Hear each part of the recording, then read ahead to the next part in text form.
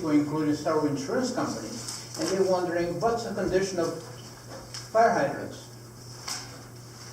One of the things they're very concerned about it, because they expect major fires this summer in the area.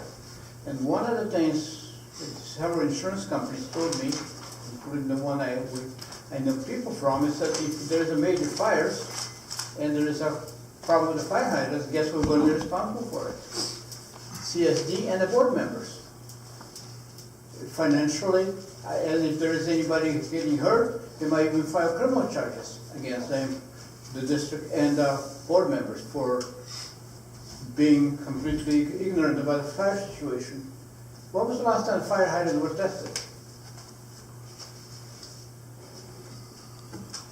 Thank you. Thank you, Richard.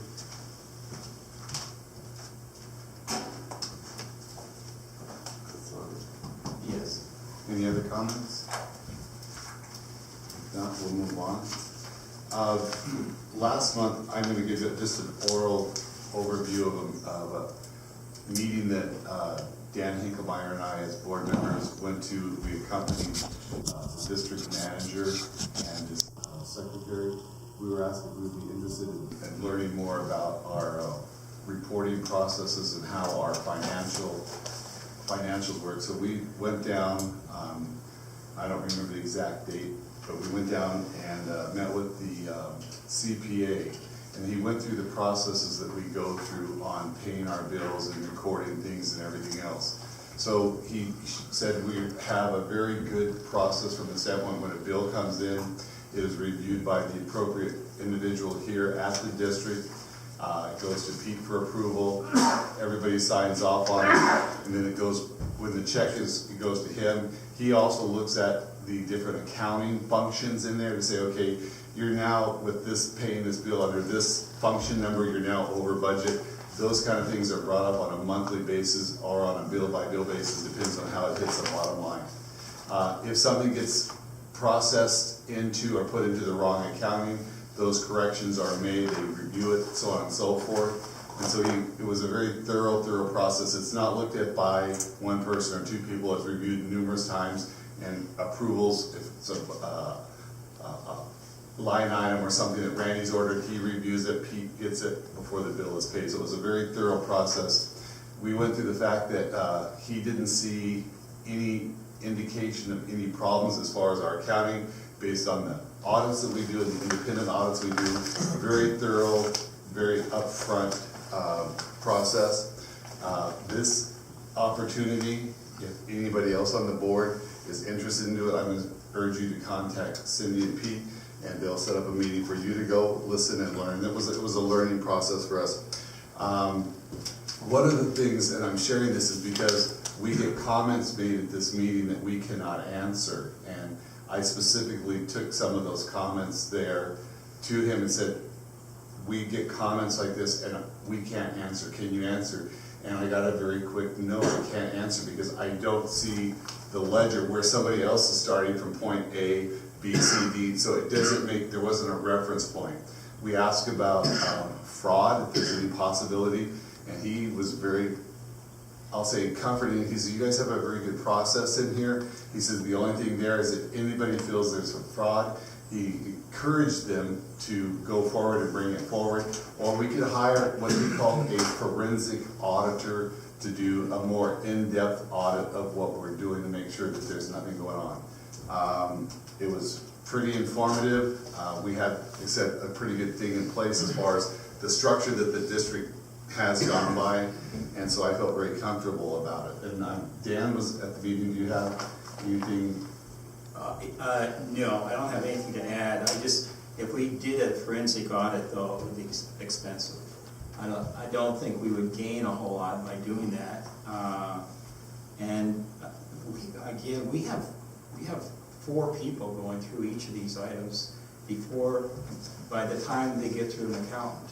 I mean, we ourselves as board members all check the records when we sign off on the check, and then of course Cindy goes through and she matches those up with a budget account, and it's very difficult for me. It's difficult for me to see how we could miss something or be erroneous in placing data now, it's true that we could place something into a different account from time to time, but I don't even see where that happens, so. Okay. I just wanted to give you an opportunity to add to anything that I said, so that Craig covered it. The other item, when people make comments, I take them very, very seriously. And last month we had some dialogue, and I know it's on the agenda today. Pete's going to cover some things in his report, but I can understand the level of frustration of not getting questions answered when you come to these meetings. But what I'm going to encourage everybody to do, and this is not just our guests, but the board, if you have something that you want an answer to, you need to go to Pete, get that on, ask him, and so on and so forth. So it can't, if you come here and say, I have a question and it can't be answered, I can understand your frustration, but at the same time, that's the protocols, that's the practice. And one of the things that came to my mind was, I'll say the ongoing thing of the mapping situation, and we walked out here, I think, thinking, well, did we approve $10,000 for the mapping process? And the answer is no, but assumptions can be made unless we have the right information. So just keep in that mind when you make a comment. I do take it seriously, I do note it, and if I feel it's something that I want to pursue, I push myself. But if you want to push it, you have the avenues to go directly to the district manager. You could also go to a board member and say, could you take this to the manager? But I encourage you guys, everybody, to go directly to the manager, because that is the protocols that keeps everything clear, and it will keep the meetings running very professionally, and it lets us focus on doing the business of what's on the agenda here today. So I just wanted to add that, because I left it last time thinking, okay, what did we actually do on that mapping process? And I couldn't remember. I know it's important, we want to get that done, and it is on our list of to-dos, but as everything does take priority. So with that, I'm going to turn the meeting over to Pete to let him go through his report. But I just want to share those thoughts with you at what we learned. So nobody's being slighted as far as the board about going to this meeting. There was no expenses for any board member to go. We drove our own time, everything else. So I'd like you to know that as well. Can I make a comment? Sure. I'll make it short since I only have 3 minutes anyway. First of all, there's a difference between having rules and following rules. Segregation of duties is extremely important. It's also extremely difficult in an organization as small as this, but it can't be ignored. Right now, PCAMPA has responsibility from the very beginning of a transaction to the very end of the transaction. And you may have people in there also seeing these pieces of paper, but you're not controlling them with that type of an organization. We do have examples. 2 months ago, I requested information on a bill that was posted into it was posted into membership, and then it was posted over to the insurance. I requested people to take a look at that. Nothing's ever happened to it. It's not been very long ago that we had something like a $19,000 bill in here where PG&E was saying 19 or 16, I forget now, 19 or 16.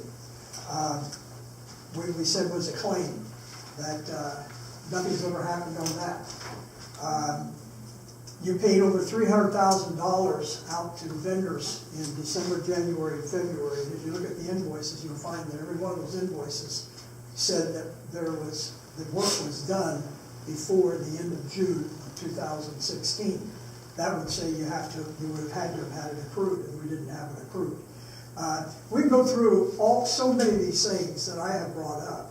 I'm not going to say you don't have the procedures. I'm just saying we don't do them. Okay? Thank you.